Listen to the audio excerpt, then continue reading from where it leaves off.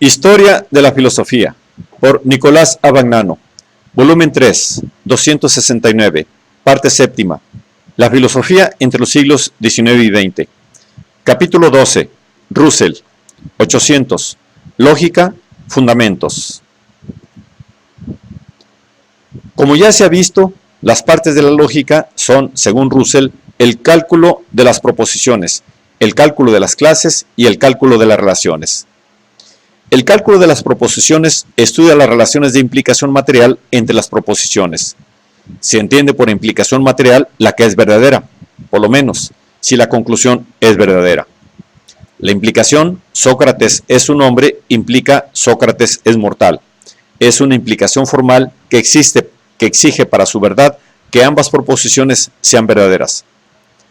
Basándose en esta exigencia, en Sócrates, en aquella implicación, se puede sustituir a algún hombre, no a alguna otra entidad. En cambio, en la implicación material, en la variable, se puede sustituir una entidad cualquiera, es decir, no solo un hombre, sino un pastel, un árbol o una piedra. También se puede decir, por ejemplo, si Napoleón fue inglés, entonces Sócrates es mortal. O si Sócrates es un elefante, Napoleón fue francés. Estas implicaciones son materialmente válidas porque la conclusión es verdadera. Pero no se puede decir, si Sócrates es hombre, Napoleón fue inglés, porque en esta implicación la tesis es falsa. Este tipo de implicación contrasta con la noción que se suele tener del razonamiento deductivo, como de una conexión intrínseca entre las proposiciones de que consta. Pero, como Russell lo ha demostrado, es el único que hace posible la generalización matemática. Basadas en la implicación material, las proposiciones falsas implican todas las proposiciones y las proposiciones verdaderas están implicadas por todas las proposiciones. Además, entre dos proposiciones cualesquiera, habrá siempre una que implique a la otra. Sobre esta base, la lógica de Russell establece la prueba de las leyes de contradicción y del tercero excluido, y también las propiedades formales de la multiplicación lógica, que consiste en la aserción conjunta de dos proposiciones, esto es, P y Q, y de la adición lógica, que consiste en la disyunción de dos proposiciones, esto es, P o Q. En el cálculo de las clases, Russell distingue la clase del concepto clase o predicado, con el que se define la misma. Así, los hombres son una clase, mientras el hombre es un concepto clase. Russell afirma que de los dos aspectos considerados siempre por la lógica, la extensión y la intención, llamados también de otra manera, la denotación y la connotación, el primero es el más importante y que la clase se interpreta en el sentido de la extensión.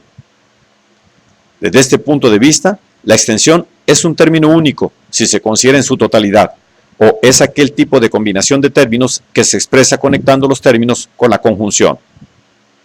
Siendo esto así,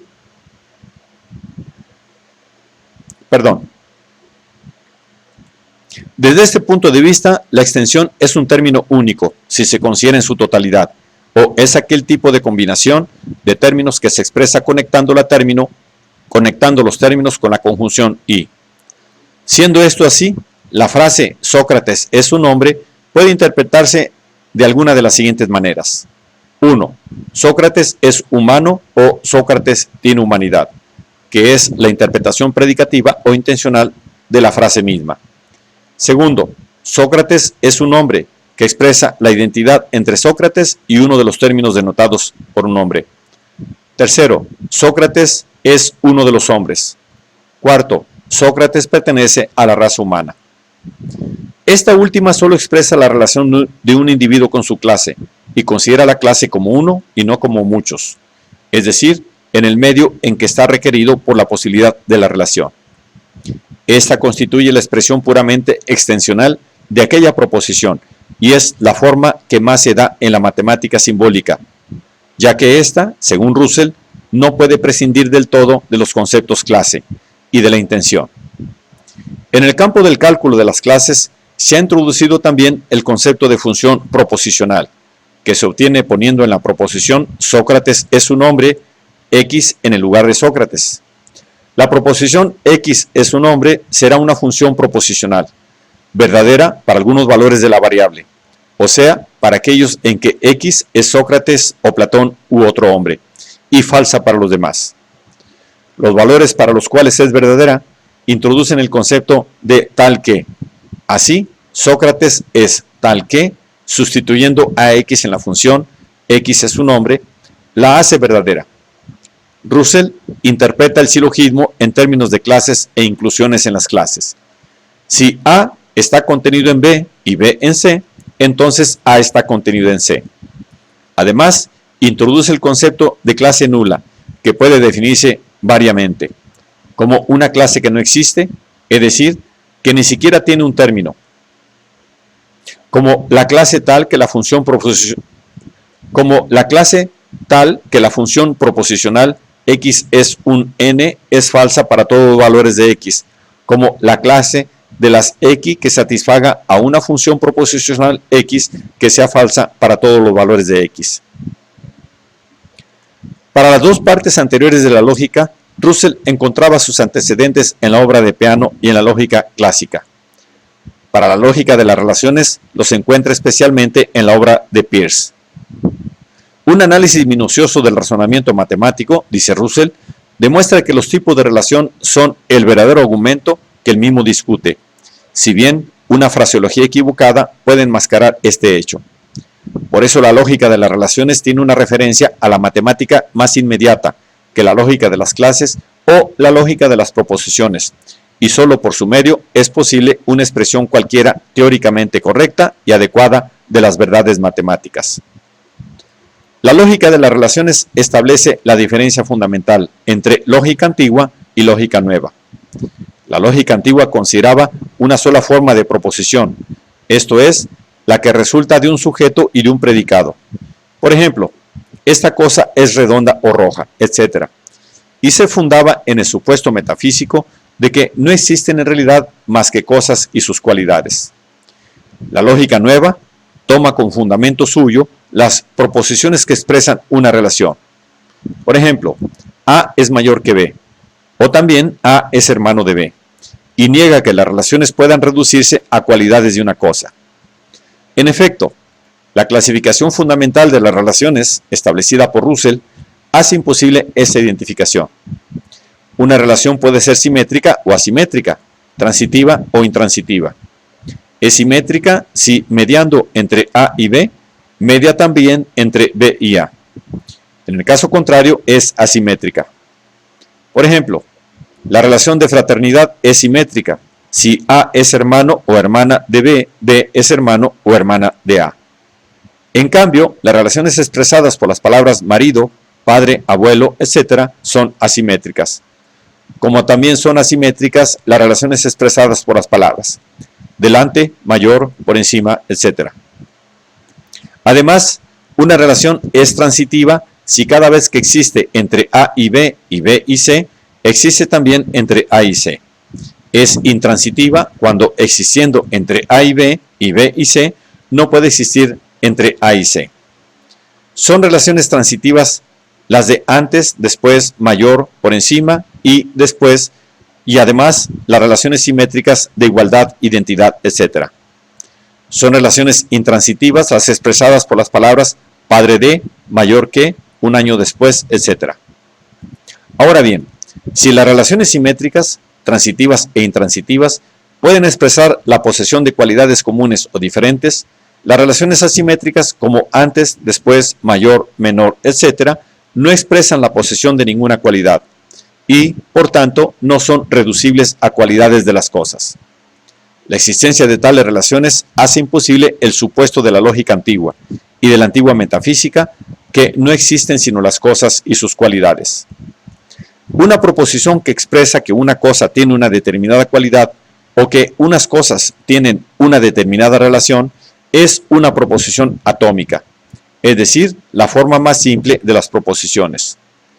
Afirmar o negar una proposición atómica, por ejemplo, esto es rojo, o bien esto precede a aquello, es cosa que solo se puede hacer en virtud de la experiencia, porque las proposiciones atómicas son indeducibles de otras proposiciones. Por otra parte, La lógica pura es independiente de los hechos expresados por las proposiciones atómicas, hechos atómicos. De modo que la lógica pura y los hechos atómicos son los dos polos opuestos entre los cuales existe una vasta región intermedia. En esta región intermedia se sitúan las que Russell llama proposiciones moleculares del tipo: si llueve, llevaré paraguas, las cuales incluyen el contenido de hechos atómicos, la lluvia y el llevar paraguas, pero incluyen también una conexión entre hechos que no es reducible a un hecho atómico. Además, existen proposiciones generales que tampoco son deducibles de tales hechos. Por ejemplo, la proposición todos los hombres son mortales nunca resultará suficientemente justificada basada en la observación de hechos atómicos. La fórmula de las proposiciones generales en lógica es la siguiente: si Sócrates es un hombre y si todos los hombres son mortales, Sócrates es mortal. Esto es, si una cosa posee una propiedad determinada y si lo que posee esta propiedad posee otra propiedad, entonces la cosa en cuestión posee esta otra propiedad. En la teoría general de las relaciones se identifican matemática y lógica. Contar significa establecer una relación de término a término entre la serie de los objetos contados y los números naturales. Y el número natural, como procedimiento empleado al contar, no es ni los diversos números particulares ni las varias colecciones de objetos a las cuales son aplicables los números particulares. Es, más bien, lo que todos los números tienen en común. Por ejemplo, el número 12 no es ni los 12 apóstoles, ni las 12 tribus de Israel, ni los 12 signos del zodiaco, ni ninguna otra colección o clase de 12 objetos. Es, más bien, lo que todas estas colecciones o clases tienen en común, por lo que puede definirse como la clase de todas las clases parecidas a ella. Esto es, la clase de todas las clases cuyos términos tienen una relación de uno a uno entre sí. Todas las clases de 12 objetos son tales que a cada miembro de cada clase corresponde un miembro, y solo uno, de toda otra clase, en lo que consiste precisamente la relación de semejanza. De modo que la clase de todas estas clases es el número 12. Si tal es el número particular, el número general será simplemente un conjunto cualquiera que sea el número de uno de sus miembros, o, como dice Russell, número es aquella cosa que es el número de una clase dada. Sobre estas bases, y empleando el principio de la inducción matemática ya admitido por Peano y transformado por Russell en definición, toda propiedad de que gozan el cero y el sucesor de un número que goza de tal propiedad pertenece a todos los números naturales.